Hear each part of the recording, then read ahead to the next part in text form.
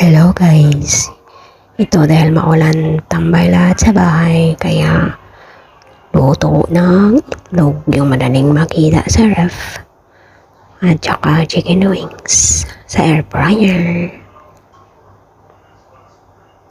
Ganyan lang kasi ang buhay kapag may mga gamit na appliances. Then yung malakas ang dumplings at saka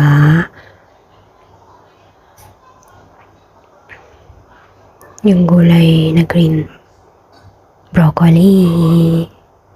So, kain tayo guys. Ito yun. Luto kong lunch para sa aming lahat. Enjoy kayo dyan. Anong ulam nyo? Kain. Thank you Lord for our food. Thank you for another day.